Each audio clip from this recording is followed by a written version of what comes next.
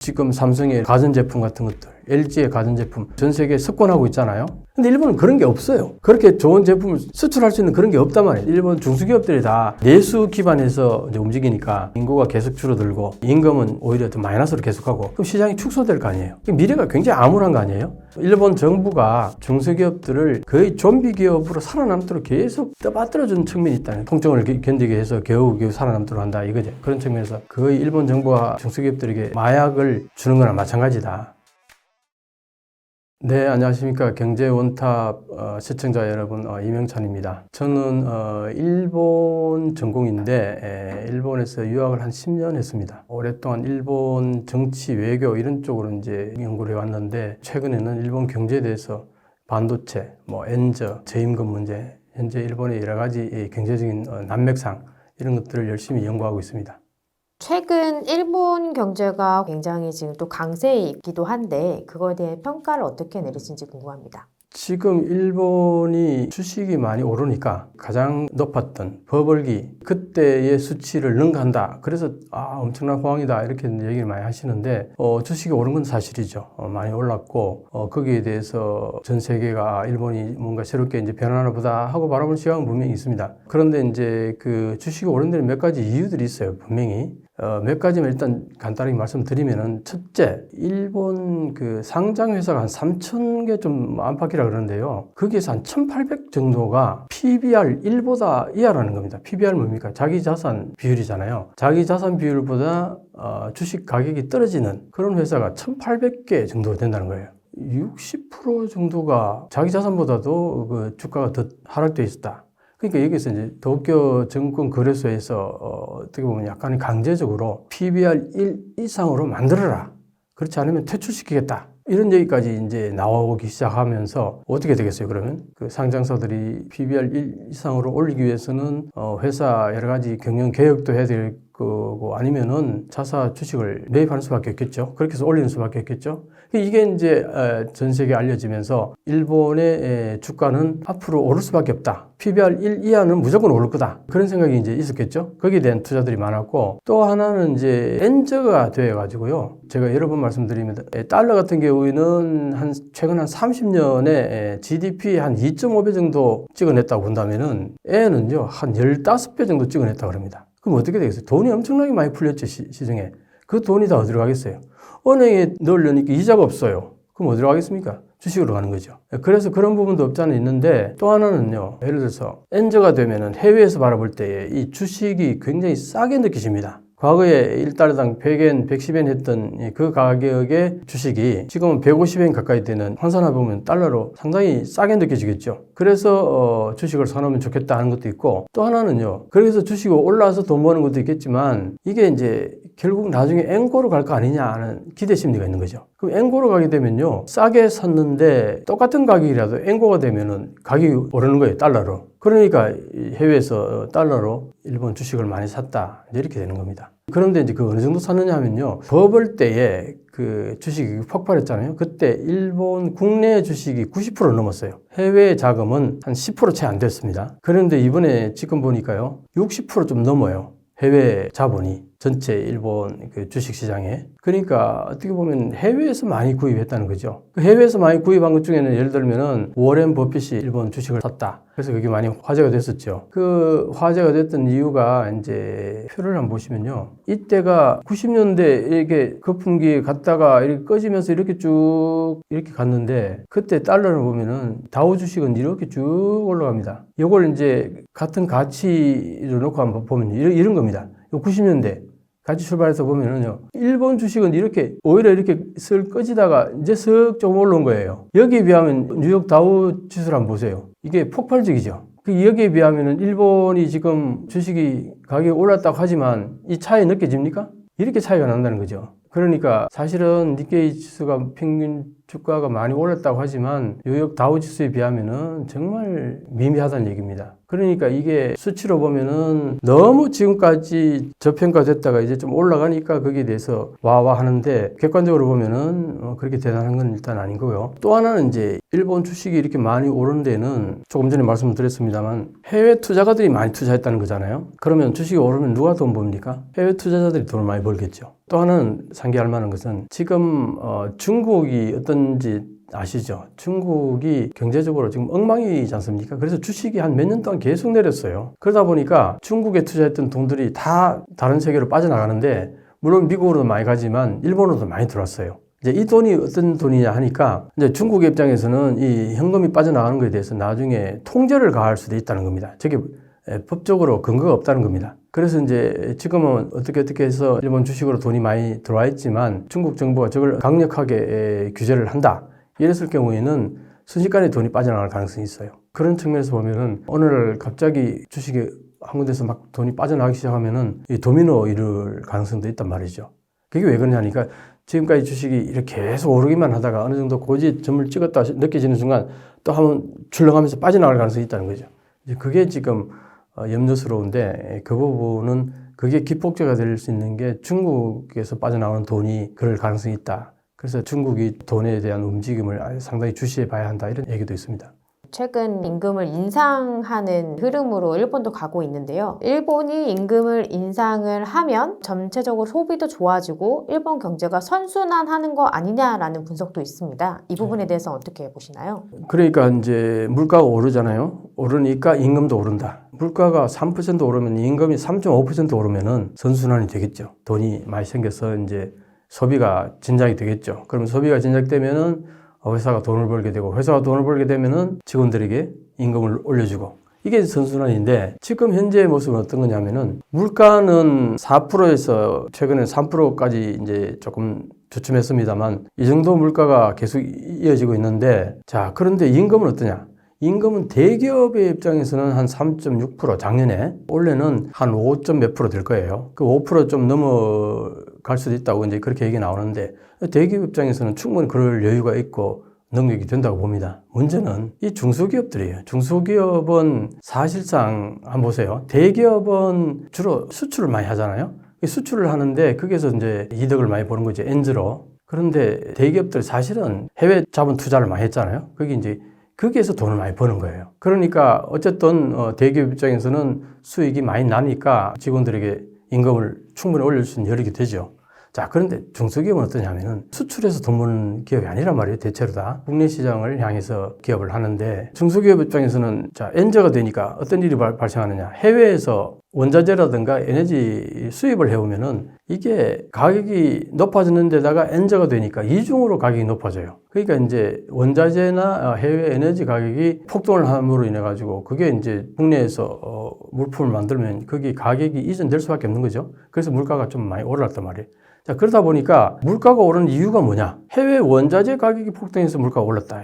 그럼 결국은 뭐냐? 그거는 일본 국내에 수요가 팽창해가지고 물가가 오른 게 아니라는 거예요. 이런 부분을 이제 생각해 보면은 중소기업 입장에서는 임금을 올려줄 여력이 안 되는 거예요. 왜 그 가격이 올랐냐 하니까 수입 물품 가격이 높아져서 그렇게 된 거니까 그렇게 올렸는데 자, 임금은 못 따라간단 말이에요. 그러니까 어떻게 됩니까? 일본 국내에 오히려 수요는 더 축소가 되는 겁니다.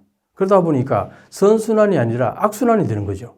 해외 수입 물가가 올라서 물가는 올랐는데 임금은 그럼 못 따라가니까 마이너스 임금이 되는 거죠. 지금 마이너스 임금이 계속되니까 오히려 어떤 학자는 지금 스태그플레이션에 빠질 가능성이 농후하다 이런 얘기까지 나옵니다.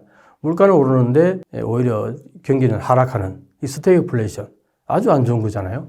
지금 그게 지금 들어가고 있다 이런 얘기까지 나옵니다. 그러니까 지금 춘투 얘기가 나와서 거기에 대해서 막 그걸로 인해서 선순환이 이제 되는 게 아니냐, 일본이 이제 잃어버린 30년에서 이제 완전히 벗어나온 게 아니냐.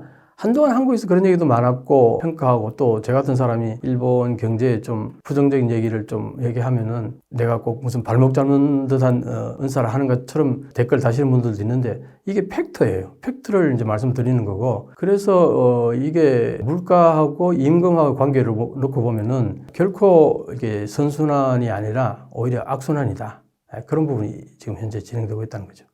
최근 일본 부동산 시장도 굉장히 오르고 있다고 하는데요. 중국발 자금 유입과 일본 부동산 시장과의 연관성에 대해서 좀 설명 좀 부탁드려요. 제가 이제 최근에 그런 글들을 좀 많이 봤습니다. 몇 년 전에는 꽤 중국에서 돈 뭉치 들고 와가지고 일본의 건물들을 한 동체 사요. 이제 일본에는 뭐 주로 맨션이라고 그러잖아요. 그 맨션이 보통 보면 5층에서 높아봐야 7층, 10층까지도 안 올라가요. 보통 5층짜리가 많은데 그걸 한 동을 사가지고 어떻게 하느냐. 다닥다닥다닥 입주를 시키는 거예요. 그런 거예요. 그런 걸로 해가지고 임대를 많이 한다는 겁니다. 그 임대 사업을 한다는 거죠. 근데 그게 주로 들어가는 사람들이 어떤 사람들이겠어요? 중국에서 일본 오는 사람들 수용한다는 거죠. 그런 것도 있고 또 하나는 이제 1급 관광지에 가서 내가 2019년도에 한 10개월 정도 일본에 있으면서 과거에 일본의 1급 관광지들 가보니까 이게 호텔이나 이런데 사람들이 거의 없어요. 완전히 죽은 거죠. 그 관광지가. 그런 데 가보면은 이제 대부분이 있는 사람들이 중국 사람들이에요. 관광 온 사람들이. 그러니까 이제 어떤 현상이 벌어질 수 있느냐 하면은 중국 자본이 들어와가지고 일본의 그 1급 관광지에 호텔 같은 걸 싸게, 경기가 안 좋으니까 싸게 파는 게 물건들이 있을 거 아니에요. 그런 걸 사서 리모델링하고 해가지고 주로 중국인 관광객들을 고객으로 그렇게 하는 이제 사업을 한다는 겁니다. 그렇게 해서 많이 그런 건물들을 이제 중국 자본들이 매입한다는 겁니다. 그런 얘기들이 이제 많이 나왔었는데 최근에는 중국 사람들이 돈이 없다고 하는 얘기들이 많이 나오는 거예요. 지금 중국 경기가 워낙 안 좋아지고 하니까 그렇게 밀려들은 자금이 쑥 빠져나왔다는 거예요.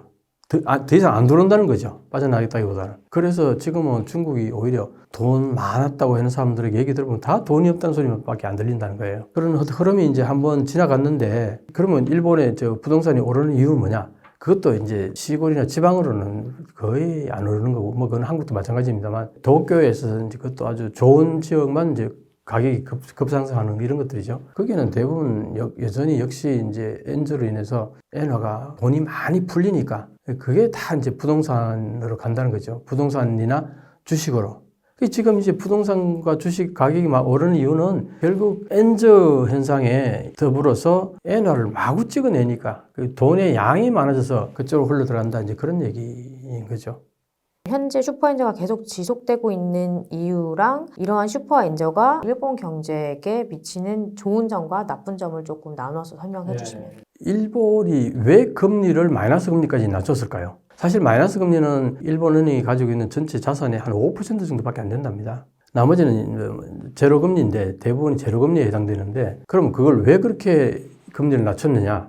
결국은 뭐겠어요? 경기가 안 도니까 정부 입장에서는 금리를 낮출 수밖에 없죠. 그래서 기업들이 저금리로 많이 융자를 해서 그걸 투자를 해서 경기 활성화시키라는 차원에서 아베 총리가 그때 아베노믹스를 하면서 뭐 금리를 완전히 낮추면서 돈을 마구 풀어내면서 그렇게 했는데 그게 원했던 대로 전혀 가지 않았다는 거 아닙니까? 그렇게 해서 금리를 낮춰주고 무한정으로 돈을 빌릴 수 있는 그 여건이 되면은 많은 기업들이 투자를 많이 해서 생산성 높여서 경기 활성화되도록 그렇게 가야 되는데 그걸 바라고 그렇게 경기 활성화되면은 기업이 그렇게 해서 돈을 많이 벌면은 임금도 올라가고 임금 올라가면 수요도 창출되고 또 수요가 창출되면은 다시 또 기업에 이익이 생기고 뭐 이렇게 이제 선순환되는 걸 노리고서 금리를 낮췄는데 이게 그런 사이클이 전혀 안 왔단 말이에요. 그럼 현재 지금 그 사이클로 들어갔느냐? 조금 전에 제가 설명드렸듯이 이게 물가가 올라간 게 내부에 어떤 수요가 많이 창출돼서 물가가 올라간 게 아니고 해외 수입 물가가 단가가 높아서 올라간 물가란 말이에요. 그래서 일본은행이 이게 한참 올라갔을 때 20개월 가까이 계속 올라갔는데도 왜 마이너스 금리나 금리 인상 안 하느냐 했을 때 일본 은행의 논리가 이거였어요. 이거는 일본 국내 수요가 팽창이 돼서 물가가 올라간 게 아니다. 해외 물가가 높아져서 수입 물가가 높아져서 그게 반영된 거기 때문에 금리를 올릴 수 없다. 그 논리로 설명을 했거든요. 근데 거기서 바뀐 게 있느냐 이거. 지금 바뀐 게 없어요. 제가 오늘 녹화하는 이 18일하고 19일 지금 일본 은행에서 모임이 있어요. 거기에서 마이너스 금리를 해지할지도 모른다는 얘기가 강력하게 지금 나오고 있는데 이번이 3월 달에 안 되면 4월 달쯤에는 마이너스 금리는 최소한 해지할 거다고는 관측이 다수예요. 이제 마이너스 금리는 해제가 되면은 금리가 오르는 게 아닌가 그런 이제 추측들을 많이 하는데 시장에서는 그런데 이제 일본 은행에서는 고민이 되게 많을 겁니다. 마이너스 금리 해제한다고 해서 조금 전에 말씀드렸듯이 영향을 받는 건 한 5% 정도밖에 안 돼요. 이 전체 자금에. 그러니까 미미하단 말이죠. 그러면 사실은 이제 이거는 어떤 의미를 가느냐면은 어떤 시장의 심리적으로 이제 일본이 금리를 올리기 시작했다. 그 하는 신호로서는 엄청나게 이제 효과가 있다 그래요. 자, 그런데 일본은행이 뭐라고 얘기했냐면은 초완화 정책은 계속하겠다 그래요. 마이너스 금리를 해제하더라도 초완화 정책은 계속하겠다. 그건 뭐냐? 0% 금리를 올리지 않겠다는 얘기나 마찬가지거든요. 그러면은 마이너스 금리 아까 말했듯이 한 5% 정도밖에 안 되는 이거 해제해봐야 영향력은 미미할 거란 말이죠. 자, 그럼 어떤 현상이 벌어지냐? 그렇게 해서 신호를 줬는데 엔고를 안 가네? 이런 현상이 벌어지는 순간 기대치가 이제 없어지는 거예요. 일본은행이 쓸 수 있는 이제 카드는 별로 없다. 그렇게 되는 순간 엔즈로 쑥 갈 가능성이 많다고. 이걸 이제 우려해요. 그래서 일본은행은 계속 엔고로 갈 수 있는 어떤 여지를 남기는 발언들을 계속 하긴 하는데 실제적으로 할 수가 없어요. 그게. 사실상 일본이 금리를 올리는 순간 엔저가 멈추겠죠. 엔고로 가겠죠. 근데 일본이 금리를 못 올리는 이유가 있어요.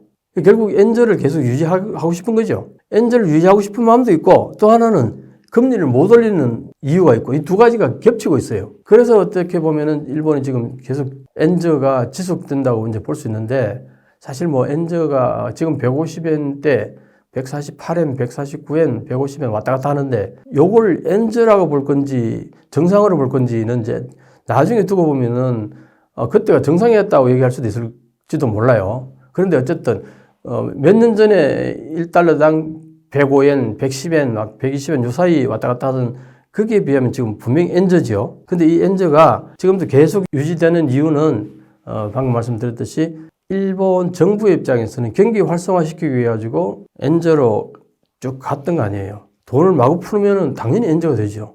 그런데 지금도 계속 하고 있으니까 일본 정부 입장에서는 엔저가 되기를 바랬던 거죠. 그래서 엔저가 되니까 어떤 현상이 벌어졌어요? 지금 주식이 엄청나게 올라갔죠. 그 다음에 대기업들은 수출이 엄청나게 된다는 얘기 나오죠. 그래서 호황이라는 얘기 나오잖아요. 그러니까 한편으로 보면은 대기업과 주식에 관련된 사람들은 돈을 많이 버는 거죠. 그런데 일본에서 주식에 투자하는 사람들은 일반인들이 거의 아니었어요. 대부분 기관이거나 큰 덩치의 자금을 가진 뭐 단체거나 이런 데서 주로 해왔죠. 일반인들은 한국같이 개미 이런 개념이 일본에는 없어요. 그러니까 주식이 오르더라도 대부분이 이제 일반인들에게는 그 혜택이 돌아가지 않았던 거죠. 그러니까 엔저로 인해 가지고 주식이 오르고 그 다음에 대기업이 수출이 잘 되고 그렇게 해서 돈을 많이 벌더라도 대부분 일반 국민들에게는 해당이 안 된다. 그러니까 엔저가 누구한테 좋으냐? 대기업하고 주식 관계되는 사람들한테는 좋을지 몰라도 많은 일반 국민들에게는 오히려 마이너스적인 요소가 강하다. 이렇게 이제 볼 수 있는 거죠. 하반기에 미국이 금리를 인하를 해도 엔화 움직임은 좀 제한적일 것으로 바라보시는 건가요? 아주 핵심적인 질문인데요. 대부분의 사람들이 지금 현재 엔저다.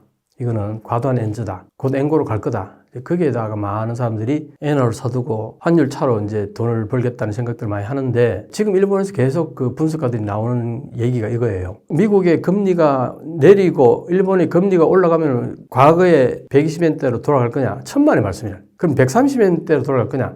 그것도 어렵다는 거예요. 결국 뭐냐? 지금 150엔대에서 140엔까지는 갈지 몰라도 130엔대까지는 올라가지 않을 거라고 보는 거예요. 미국의 금리가 내리고 일본의 금리가 오른다 하더라도 금리로 인해 가지고 그 올라갈 수 있는 엔고 갈 수 있는 한계가 140엔대 정도라는 거예요. 자, 그럼 왜 그러느냐? 그보다 더 중요한 엔저 요인이 있다는 겁니다.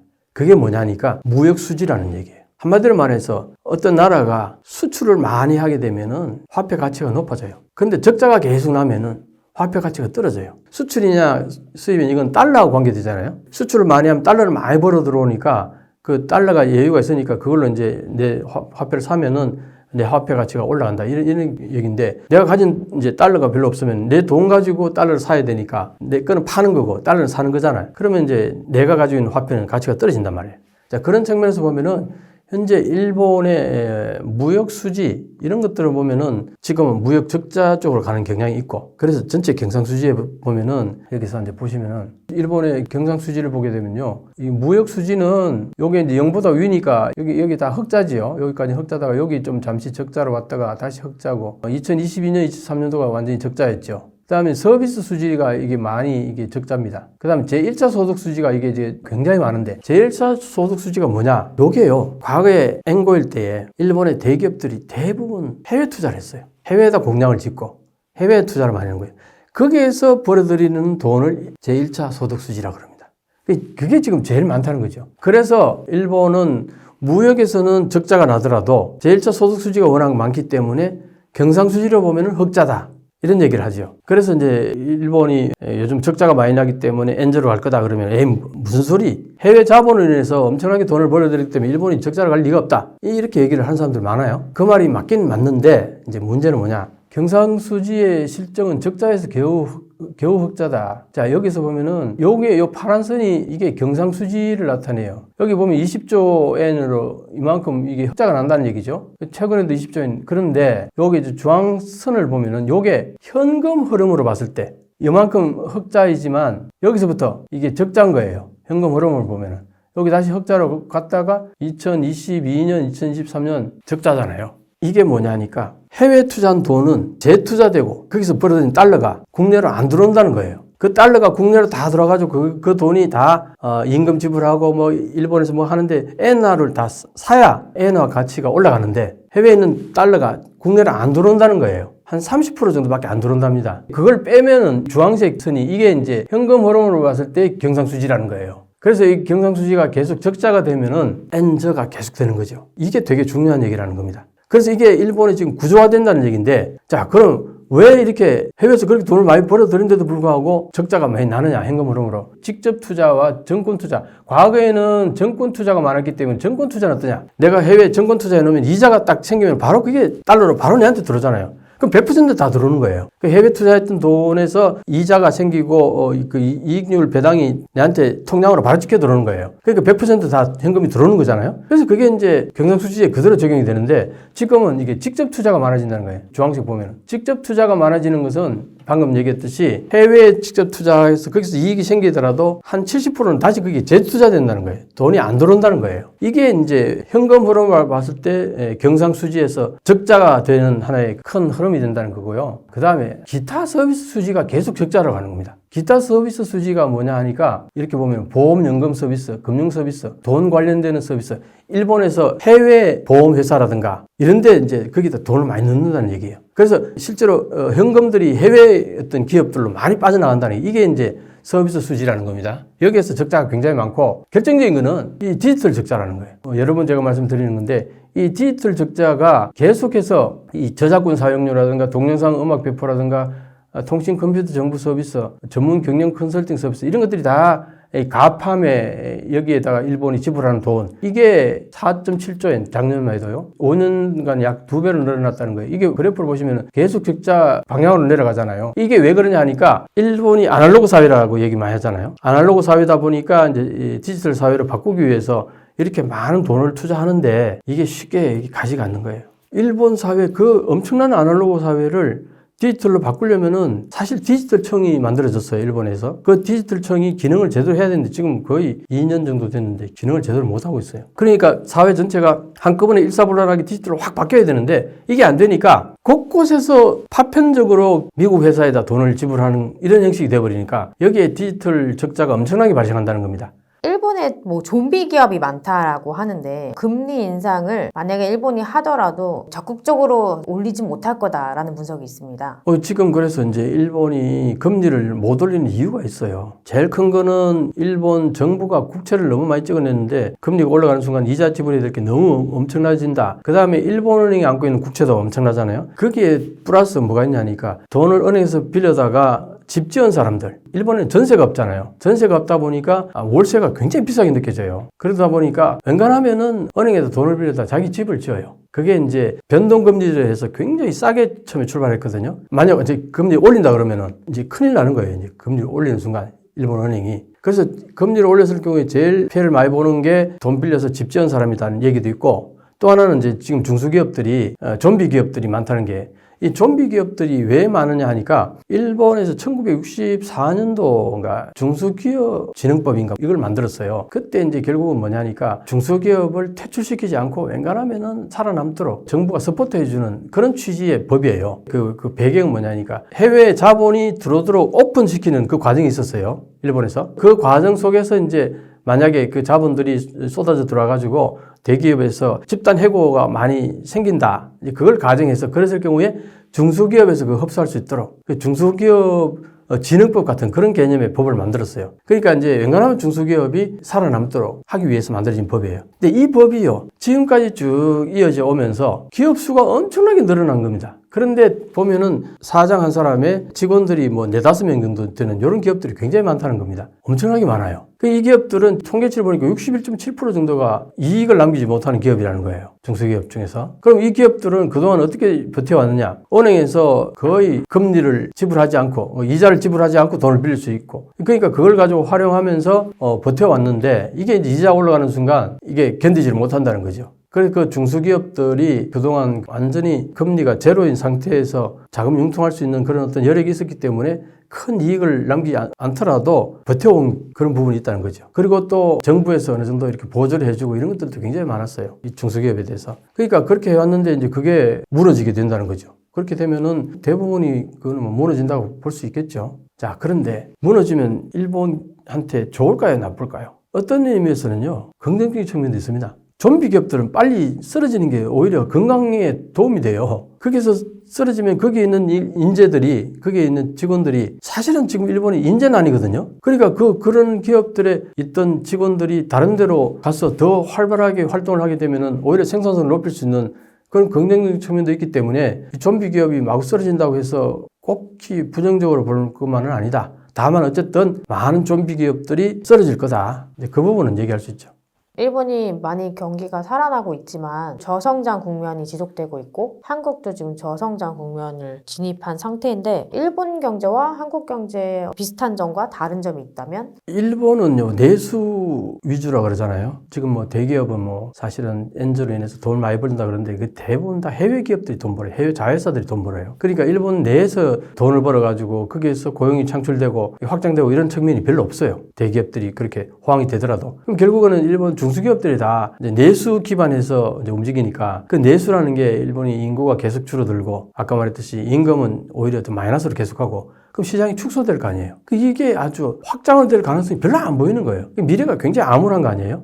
그럼 여기 좀비 기업들이 거의 막 한 10%, 20% 다 쓰러져서 오히려 그게 건강한 쪽으로 이렇게 움직이면 괜찮을 텐데 그렇지 않단 말이에요. 지금까지 일본 정부가 사실은 중소기업들을 거의 좀비 기업으로 살아남도록 계속 그걸 떠받들어주는 측면이 있다는 그걸 마약에 견주더라고요. 거의 일본 정부가 하는 게 중소기업들에게 마약을 주는 거나 마찬가지다. 통증을 견디게 해서 겨우 살아남도록 한다 이거죠. 그런 측면에서. 그러니까 일본은 그런 상태라고 본다면 한국은 어떠냐 하면은 한국은 수출 지향 기업이잖아요. 예를 들어서 가장 대표적인 게 지금 삼성이 예를 들면은 반도체 국내에서 소모하는 것보다는 해외 수출해서 돈 버는 게 더 많잖아요. 근데 지금 왜 경기가 안 좋냐? 전 세계가 경기가 안 좋으니까 반도체가 수출이 잘 안 되는 거잖아요. 그래서 지금 돈을 적게 버니까 지금 삼성이 굉장히 힘들어한다. 자, 그런데 이거는 어떤 하나의 그 흐름이 있다 그러잖아요. 이게 이제 내려와서 한참 지나면 다시 올라가는 사이클이 있단 말이에요. 그렇게 되면은 삼성은 또다시 돈을 많이 벌 거예요. 그건 이제 세계 경제에 따라가지고 이렇게 변동성이 있단 말이죠. 그럼 뭘 말하냐면은 내부의 어떤 생산성에 문제가 있거나 자체 기술력에 문제가 있다는 게 아니라 이건 어떤 흐름이라든가 세계 경제의 그 흐름하고 맞물려 있다는 거죠. 그런 것들이 굉장히 많습니다. 우리는